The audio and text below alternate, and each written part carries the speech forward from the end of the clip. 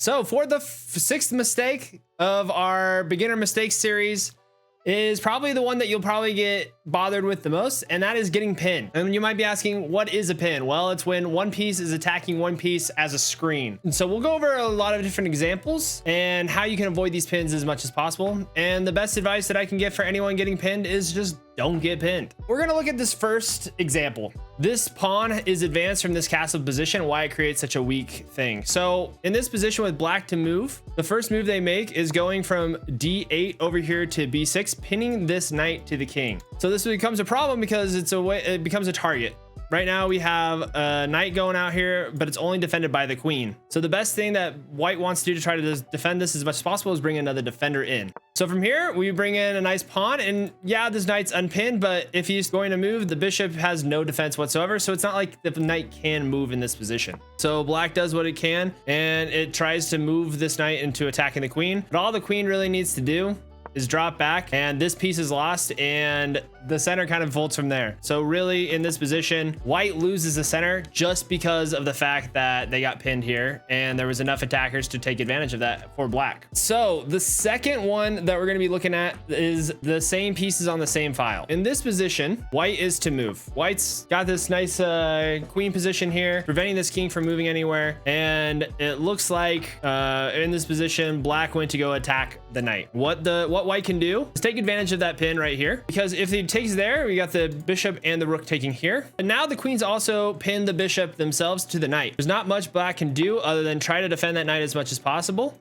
And what we do from here is we then take on this rook. This knight is still guarded by this bishop, so you can't just take here. It's a disadvantageous trade for black. And by going here, you're set to easily win the queen trade and the bishop. So the bishop takes here, we take, and putting the king in check. The knight comes back, and then the rook takes advantage of the second pin, because now that this knight has come back on this king, this knight has now dropped itself into a pin as well. And from here, black resigns because there's really no way of stopping this. You can bring the queen here, but then you just have check and checkmate coming up right after that. So there's really not much you can do in this position. Black is completely lost, and that's just because they were reckless and got themselves stuck in a pin. Third example. So white has a really strong attack here. The big thing is this pawn right here is pinned, and because this pawn has come up here on h6, it's left itself pretty vulnerable to attack, and it's pretty apparent when you move the queen over here to g6. This pawn cannot take, and we're now one move away from checkmate. So don't want to be in this position whatsoever. Try to avoid it as much as possible. The bishop does the only thing it can, which is to take the rook, but at this point, white moves one more move into checkmate, and now both these pawns are pinned. This pawn pinned by this bishop, and now this pawn pinned by this, and now we're one move away from checkmate, and there's really no way to stop it. There is not one piece you can move to prevent this, so the game is kind of over from there. Now, if you're back in this position, what about taking the bishop and blocking the knight? The issue is you still have, they just take there, and then you still push the pawn up. So there was really no way to stop this. And the reason that this position was even allowed in the first place is because of this nice bishop pin here on f7. So these king pawn positions, especially when the pawn is over here, like one pawn up from the kingside castle, is a great advantage to take if you do have that bishop that's able to fight on that kingside pawn. So we're in this position, white's moving first. We're taking stock of the situation. White's got a nasty bishop here, threatening checkmate if this rook is somehow removed. So how can white take advantage of this as much as possible? And the first is going over here to e7. Now you're saying, hey, we could just take this rook here. If that happens, you got rook to f8 checkmate, but that can't happen whatsoever. So what's black to do is they try to get their queen in as well with a nice stack up here, so white can't take the queen here. And so the best thing that white does is take advantage of that pin by getting in, putting the checkmate in, and all that white can do is take here, and we got the checkmate on rook to f8, and it's all made because of that pin there on with his bishop. So it's like you can have pins, but there's no piece here being pinned. But because this bishop has created such a threat on a kingmate square, that is basically a pin in that position. That's example number 4. Example 5, we're gonna go look at black's position here. We got the bishops facing off, and black has a nice little knight outpost looking to make an attack right away. So they do that by putting the king in check. What can white do in this but only take?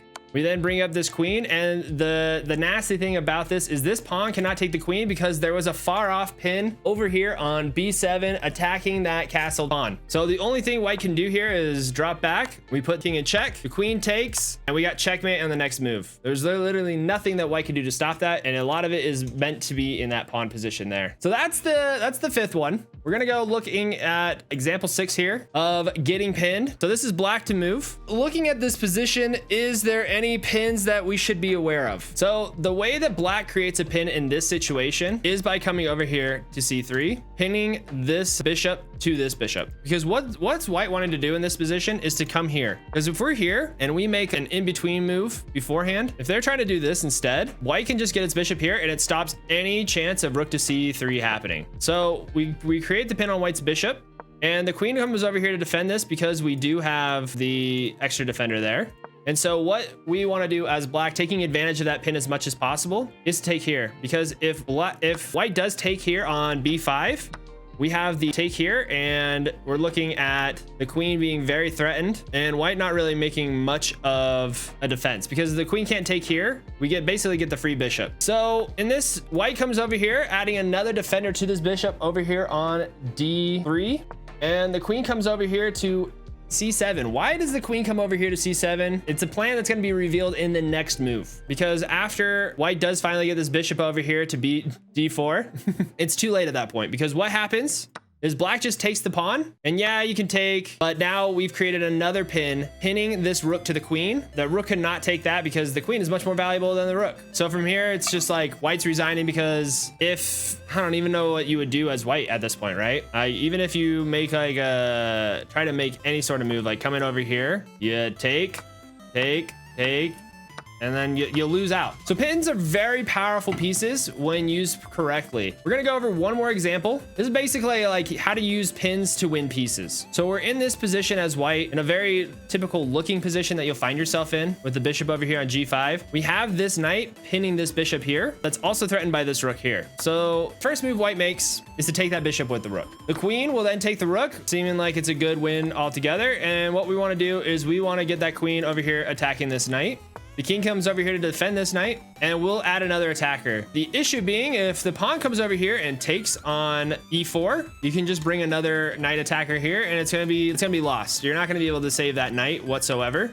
And this is what black does. They take with the pawn, we get the extra attacker in. The queen then shifts over, but at that point we throw a check. Queen getting out of the nice fork in between that. Queen comes back, and now that the queens come here, there's literally no way for black to stop this h6 move and subsequent checkmate in the next move. Now that this knight has been stopped, let's say you do a little in between move, you attack this pawn, queen comes here, and you do somehow take this bishop. After takes, you got checkmate there. Game over. So pins are super important, especially as you are playing the game of chess. It recognizes when your pieces are in pins and avoid them as much as possible. If you do that, you're going to have a great time playing the game of chess, and you're going to find yourself being a lot less frustrated and able to win pieces more when you have those tensions in the middle game. Something that I can definitely work on myself.